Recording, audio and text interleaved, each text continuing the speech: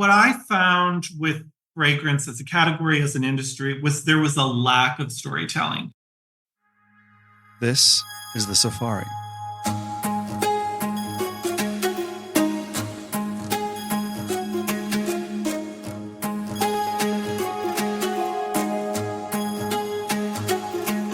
The Safari is a tour around the consumer, brand, and retailing industry. And we have the great privilege here at my company, Traub, to really be exposed to many of the great minds of the industry who are forming and shaping the future of many different parts of the consumer, brand, and retail world. And I felt it was quite interesting for us to be able to not only learn from all of those people as we do every day, but memorialize it into a podcast, which could then be shared with many of our friends and clients and you, obviously, the listener.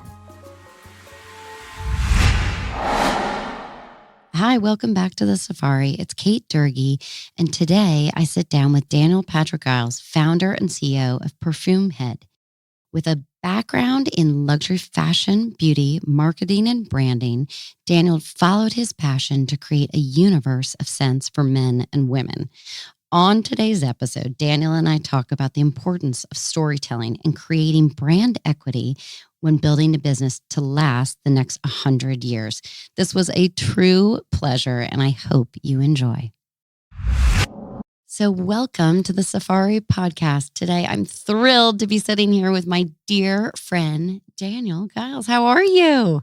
Great, Kate. How are you? I am so good. I love seeing you in sunny LA while we're sitting here in dark and gray New York City. Well, the first thing I have to say is welcome to the Osmocosm.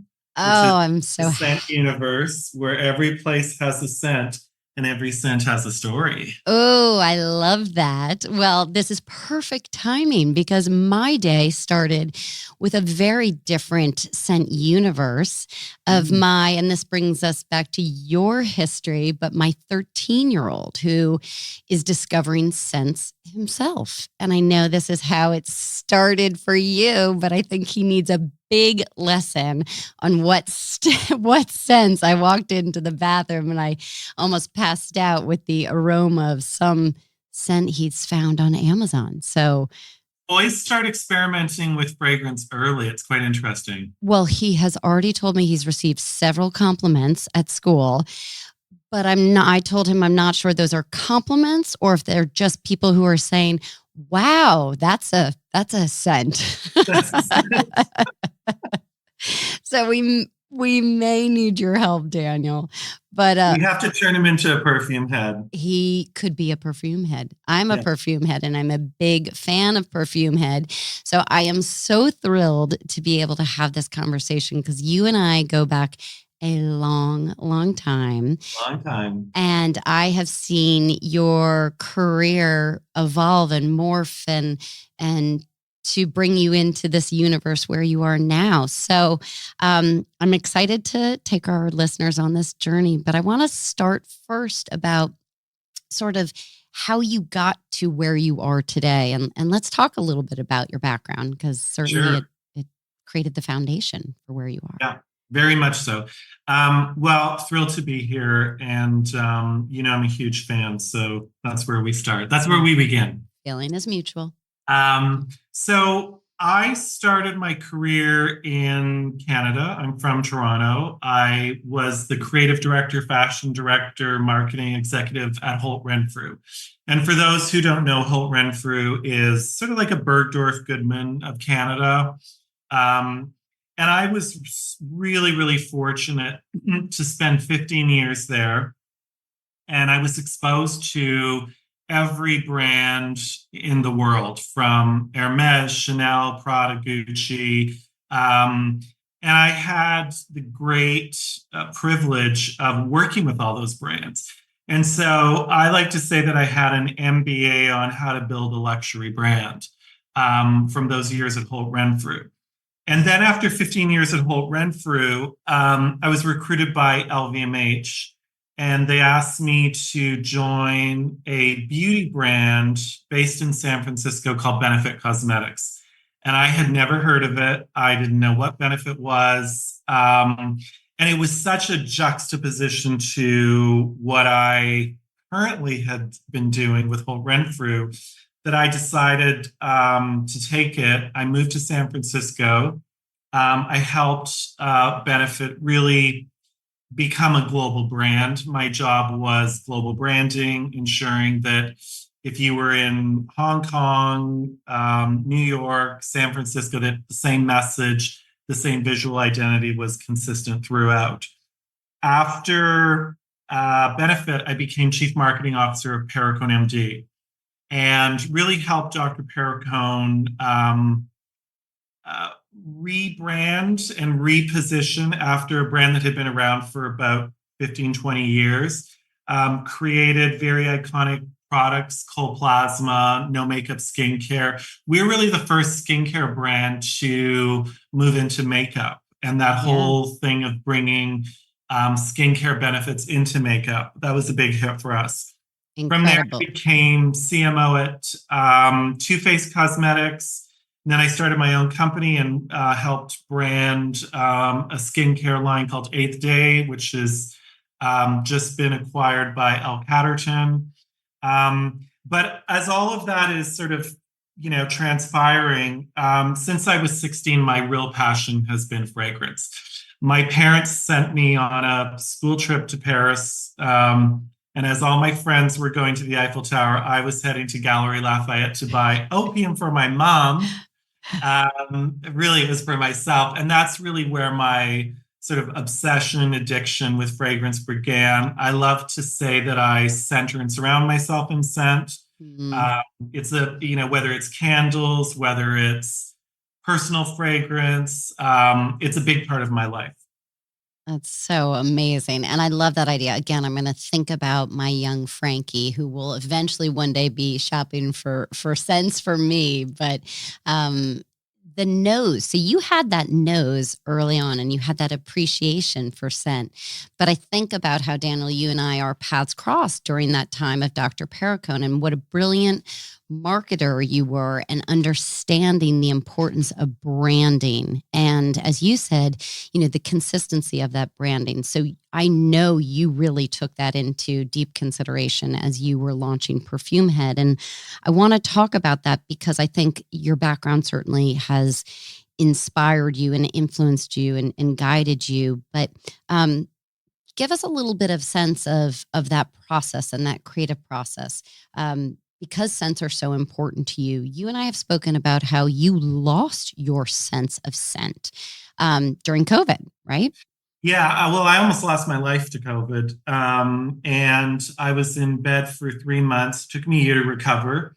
Mine wasn't a respiratory issue, it was a brain issue. I had these massive, massive migraine headaches that went on for months. I couldn't even move my head. And added to that, I had finished all the fragrances, but we were still sort of tweaking them and playing with them a bit. And I lost my sense of smell for 3 months. Wow. And that whole experience really changed my approach to Perfumehead. It gave me an incredible appreciation of our sense of smell. I mean, I don't know if you've ever lost your sense of smell, but the world becomes very blank. Yeah. And you just feel a bit lost, a bit discombobulated. And you take it for granted. You right? take it for granted. And I think I took it for granted. And so part of my mission with Perfumehead is really to educate people on how important scent is. And I think we're in a world where everything is scented.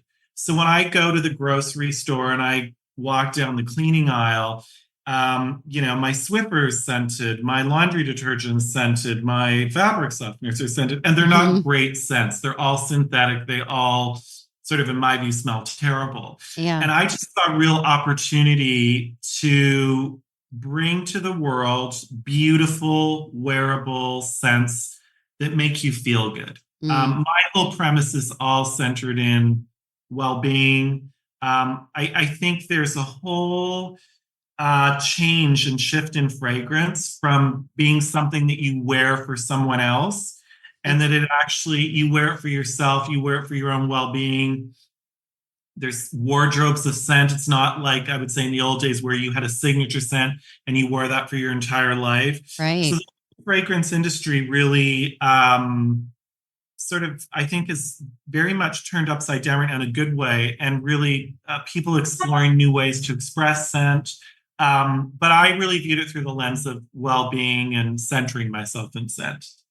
And creating that story for yourself. As you said, I love that idea that you're not, you're not getting dressed for someone else. You're not putting scent on for someone else to smell. It's really for your own personal experience.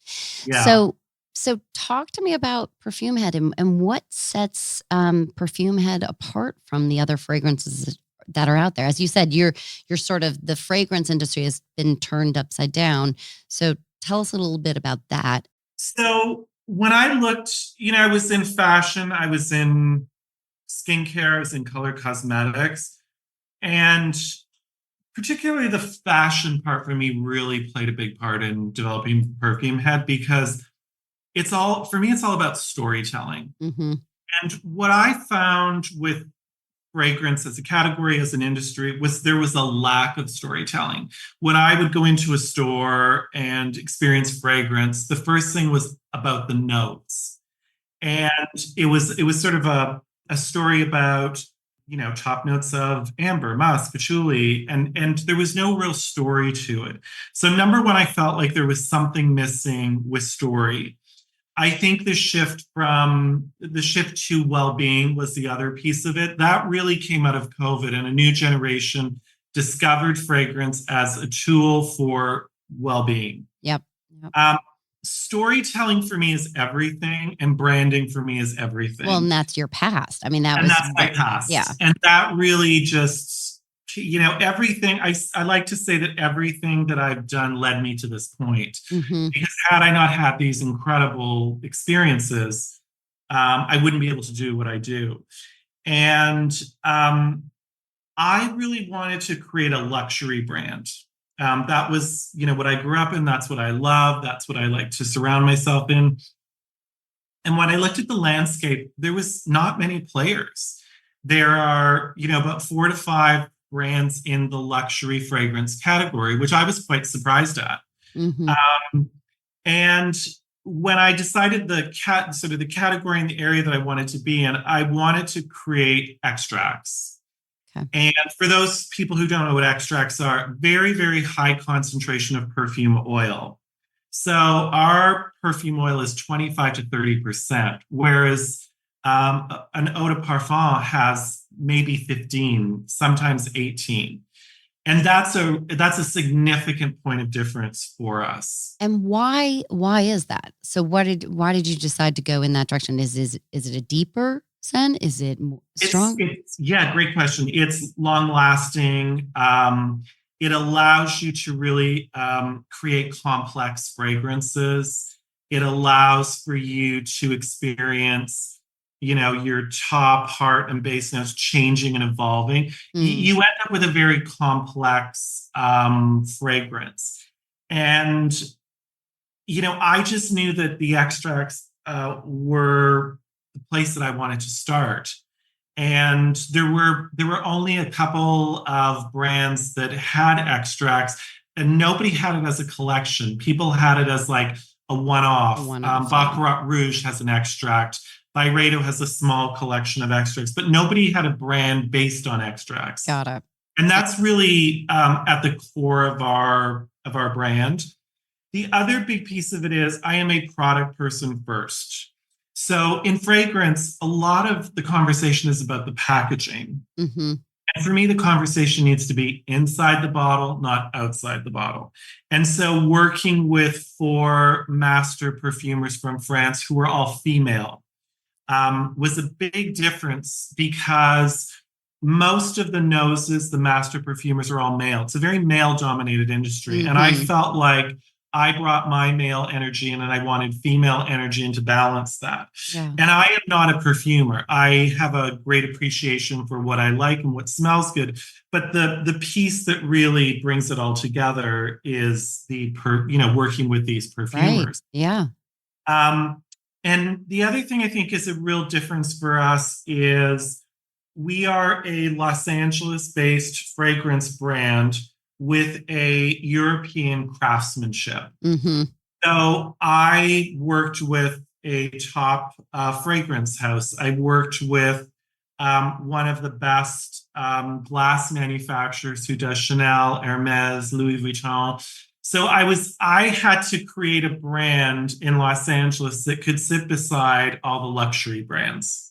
And Yeah. that took me almost 4 years to achieve that. Which is incredible, because just to speak to your background in branding, and what a, legend you are, and the brands that you have created, before Perfumehead, but that really took you time, and it is so beautiful. Every detail is incredible, but going back to the storytelling, because I think that is the differentiation here, that you can be LA based because of this whole story you've created around your collection.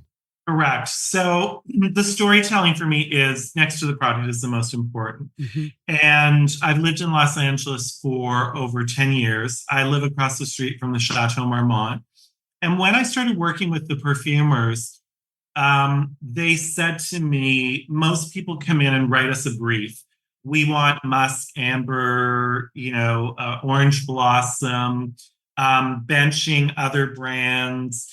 And they said to me, we hope that you can approach this differently based on your background. Really think about how you're going to approach this, because creating a scent is like creating a wine, creating a recipe. You have to have a starting point. And so I made LA my starting point. But because I was a fashion director, I see scent very cinematically. And ironically, I'm in a town that is all about, film and cinema. Yeah.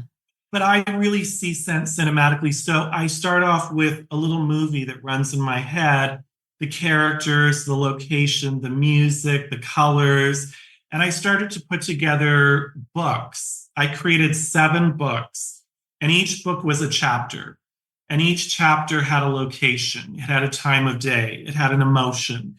It had a story on, somewhere is about slipping away to a hidden place in plain sight. Somewhere is based on the Sofia Coppola movie, Somewhere, that was shot at the chateau. So I created these very complex, very visual stories that I then handed over to the master perfumers, who, this was the part that I was so shocked and amazed and sort of goosebumps, the whole thing. Yeah. Is that they would look at a picture. So I had a beautiful picture of Margot Robbie.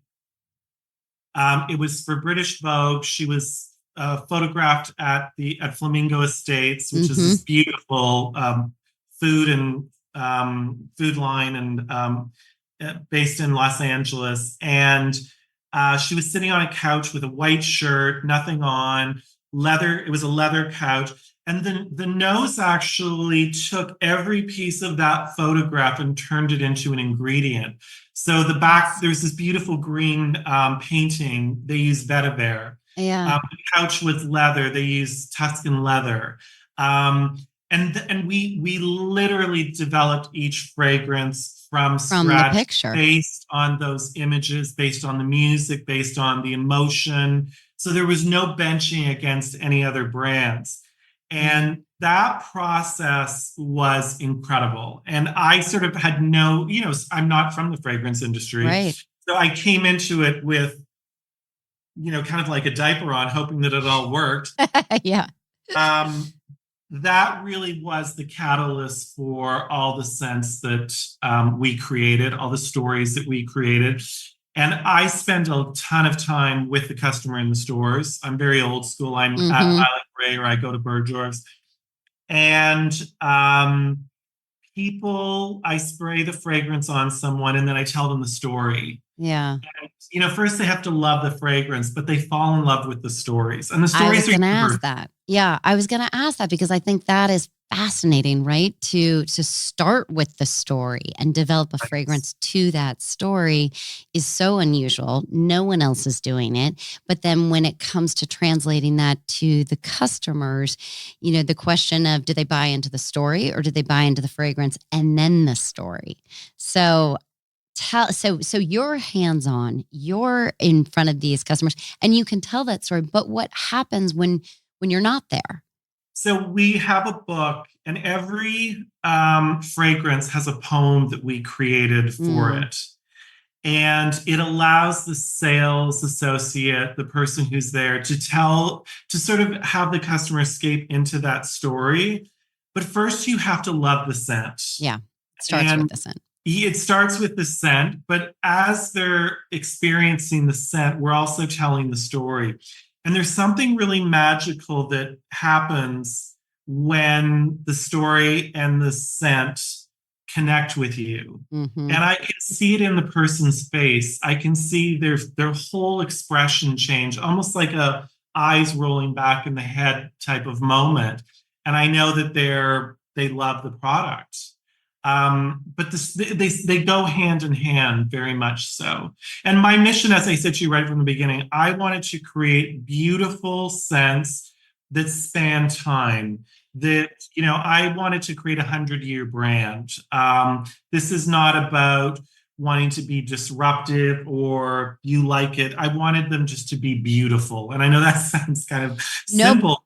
It's quite complex. Well, they are beautiful scents, but the stories are beautiful. And I guess what I would ask about that, because I think it, again, going back to this idea that this is so unique and so unusual for scents to have these very sort of elaborate, beautiful stories with them. What happens when you've had a customer who falls in love with one of the stories, one of the scents? You don't want to pigeonhole them with that one scent, right? As you said, you don't want to be known as that one. How do you start to layer in the other stories, and have they so identified themselves with that one story that it's difficult to turn them on to other stories? Yeah, that's a really great question. And I'll give you a little story on what happened, what my experience was with that. When we launched at Violet Grey, I was in the store pretty much every day. And what I started to notice was the customer was coming in for a new scent. And in some cases, they wanted to create their own scent. Hmm. That is a big thing that's happening in fragrance because if I say Santal 33, everybody knows what that smells like. It's almost Right. become an iconic universal scent. For the early adapter perfume heads, they're looking for the next and the new. And so, for example, Cosmic Cowboy, which is one of our top sellers, I would spray that on someone, and then I would layer over it Canadian Tuxedo. Well, Hmm. all of a sudden, you have a different scent. And what started to happen was, again, these are very people who have a lot of disposable income. They would buy 2 fragrances because they wanted to create their own scent. And talk to us about the pricing there, because when you say they have a lot of disposable income, this is a luxury product. So you're saying, Correct. So our 50 ml is $425. mhm, Their extracts, 25 to 30% oil, custom bottle, all the trappings that go around it. But it's not it's not, I wouldn't say it's an impulse. It's an investment for yeah, people. And yeah, and so I was quite shocked to see people starting to buy 2 at a time, because they incredible. really wanted to have their own personal scent in a way. Yeah. I love that. And here you are, so you officially launched. Give us the date and give us that distribution strategy, because I think that's also different, to other fragrances and how they've launched. Right. So we launched September 13th, 2022. So we're a year and a bit old. We're very young. Still in diapers. You're a baby. I have 7 children in diapers, right? Yeah. Um, so we launched at Violet Grey, and the reason I picked Violet Grey was that it was local. It was in Los Angeles, and it was my sort of litmus test. Yeah. And it gave me the courage and the credibility to move forward. So we had just come out of the pandemic, and I felt like people wanted to see people again, and they wanted that interaction. And so I approached it through luxury prestige retail. So we started with Violet Grey, then we launched at Bergdorf's Women's. Soon after, we also launched at Bergdorf Men's. We launched at Holt Renfrew in Canada, went back to my roots. We launched at Just One Eye, which is a luxury fashion store in Los Angeles. Mm-hmm. And then we launched our website last. And the reason we did that is, with the web, you're competing with every brand in the world. So no one knows us. How do they find us?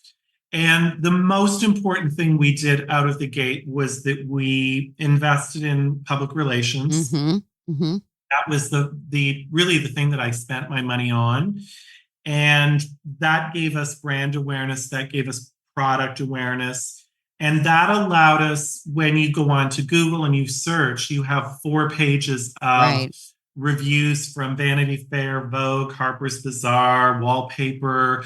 And so it when legitimizes you when you're exactly. It legitimized us, so that when the website launched and people had started to hear about it, our website started on day one. It wasn't, it wasn't like this slow build. And now we've introduced some Google advertising, but that strategy of sort of flipping web last and retail first, I think really helped us to gain that momentum. And as you said, it legitimized us. Well, and also your background, Daniel, has legitimized things as well. You're not an entrepreneur coming out of nowhere just saying that you're launching this fragrance. You have this background and you have the know-how and the branding. So the credibility is there. And then also with partners, Violet Grey, the credibility of having Violet Grey is really strong. Talk to me about the difference between you're a unisex fragrance. So what is your percentage of the men's versus the women's? You launched in Bergdorf Women's first. How are you doing now? Yeah, so I would say that we're 60 female, 40 male. Okay. The most astounding thing for me is the male customer. Why is that? The male customer views fragrance the same way they view watches, wine, cars, anything sort of collectible. And when you work with a male customer, they're very specific on what they want. Mm-hmm. And fragrance is a huge part of their life. And whereas I say the female customer has so many choices. Mm-hmm. And so they're traditionally looking for something newer, something that nobody else has. The male customer is, I think, the most interesting, surprising for me, because it's collectible for them. So these are guys who collect watches, collect vintage cars, they collect wines, and they view fragrance as part of that whole ethos. Interesting. So that was really surprising for me. And there is this culture within our male community who just is obsessed with fragrance. In fact, I've seen some of our clients, male and female, who actually are starting to devote rooms in their homes to fragrances. Wow. Yeah. Really? Yes. I am not kidding you, where they have collections of fragrances. One of our investors has over 500 bottles of fragrance. Oh my gosh. And they just, how you have a dressing room and you have a fragrance room. So it's not the one fragrance that I wear for my whole life anymore. Right. There's some real shifts and changes that are really quite wonderful and very discerning. View fragrance like they would view picking a wine. Yeah.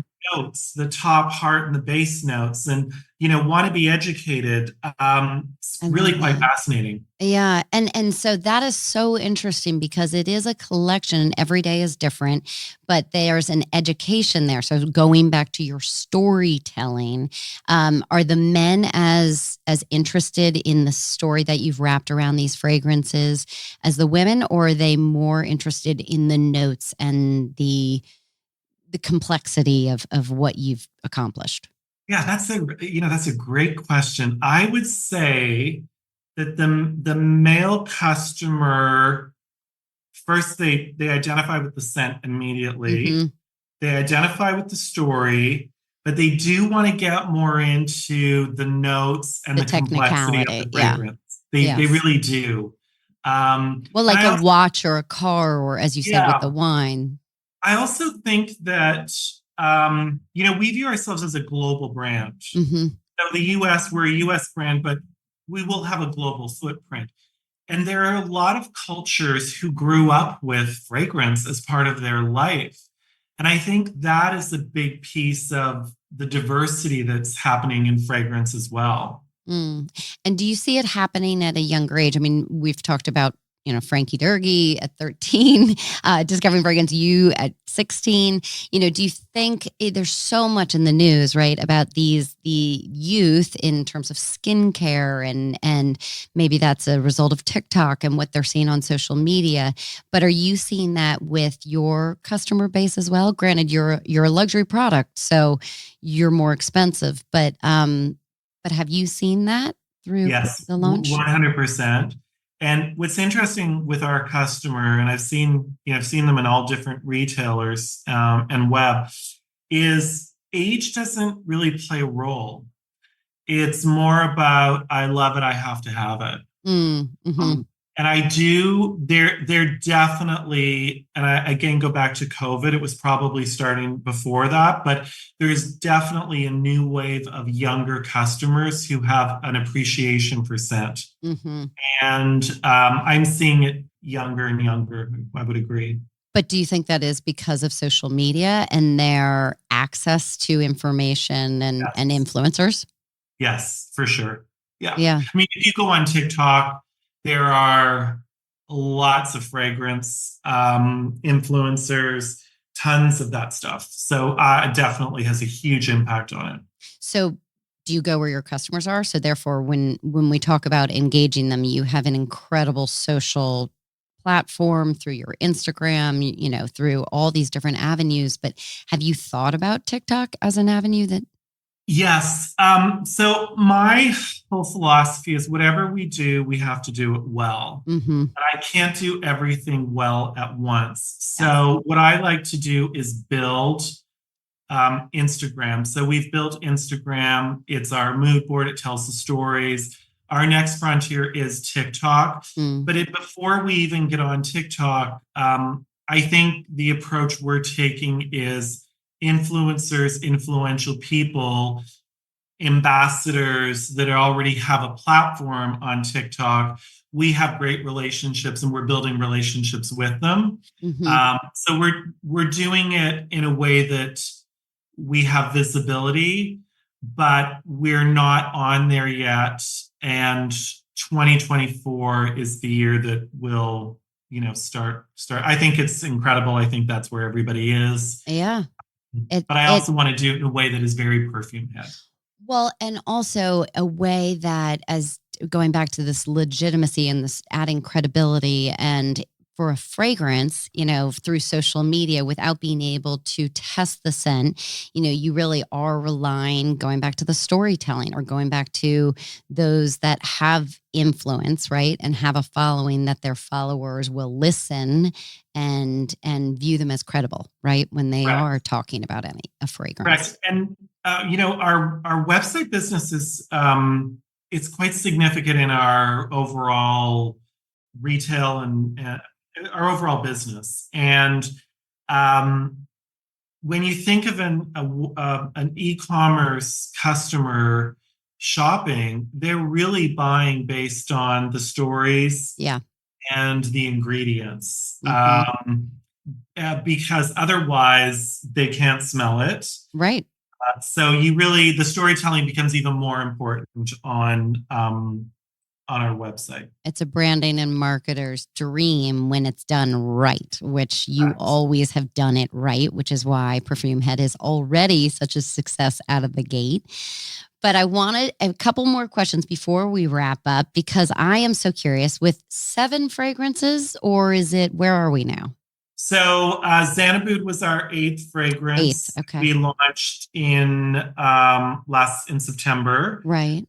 And we have the 9th one coming in April, which is an exclusive to Bergdorf's. And that will really complete the collection.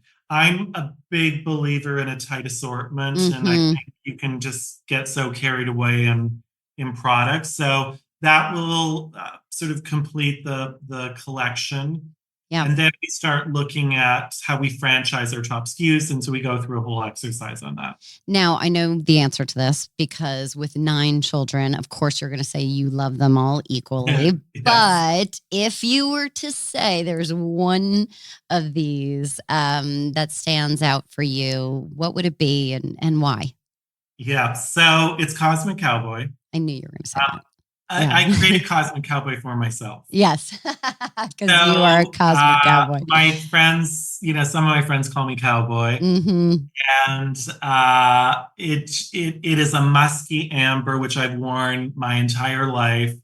Frederic Mall's musk is one of my favorites. Serge Lutens, Amber Sultan. Very much inspired by those iconic fragrances. And funnily enough, it's our top seller. It is. And that was your seller. First out of the gate top seller. Yeah, which is so interesting. Well, you've manifested that with this. We definitely have. Yes, for sure. So, okay, Daniel, what is the future of Perfumehead? Where do you see this incredible growth that you've had, but as you continue? Yeah. So I feel, first of all, incredibly lucky, fortunate that after a year and a couple months, we are where we are. There's a lot of heavy lifting to do. But I really do see it as a global brand. And I see it permeating into different categories. So I'm working on candles. I'm going to be working on bath and body. Amazing. I would love to see some little Perfumehead shops sprinkled around the world. And I also think that because we're in this, we call it the Osmocosm, that there's opportunities for apparel, there's opportunities to go beyond just fragrance without losing your focus, which is fragrance. The way that I've set up the brand, every fragrance has its own identity, as opposed to being sort of monolithic within the assortment.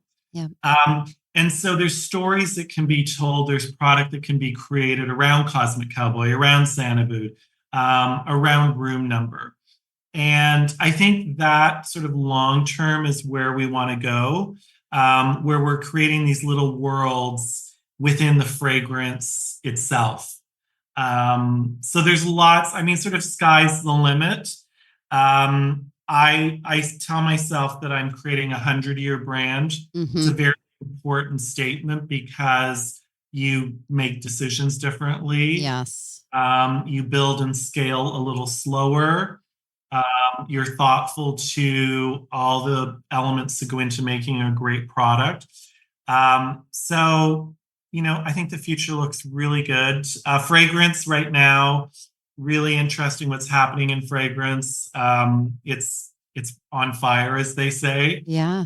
A lot of people that I talk to see skincare and color cosmetics a bit saturated. So post-pandemic, fragrance has been sort of the North Star and continues to be. Lots of acquisitions happening in the category. Creed sold to Kering for $3 billion. Byredo sold for $1 billion. Yeah. So fragrance is hot right now. But a lot in front of us. We've got, it's just day by day, step by step. So yeah. Well, sky is the limit for you. And I love your following your North Star in your universe, which it has grown so much in such a short time. And although you say you're taking it slowly, it's been a very, very impressive ride to date. And I'm just so thrilled to witness it. And I'm so proud of you and for Thank you. everything you've done. And this has been such a pleasure to spend the time with you. So for our listeners, go on perfumehead.com and follow on social media and I hope you enjoy the universe of all things Perfume Head and Daniel, we're just so excited to continue to watch your meteoric rise. One thing I just want to say is Yeah. you were one of, if not the first people that I showed, even before we were at retail too. So I drank the Kool-Aid you and drank the Kool-Aid right out of the gate. So that gave me confidence. So I thank you for that. Listen, it's because of your legitimacy, your credibility, and everything you bring to the table. And as we said all along, it is your ability to be this wonderful storyteller and brander and marketer that I just knew from day one when I saw that deck. I was like, this is going to be a major success. Thank you. So for all of those listeners out there, you're hearing it first in year 1.5 here. And we're just so excited to continue to watch this success, Daniel. So thank you so much. Big congratulations, big love to you. And thank you for joining us. Such a pleasure.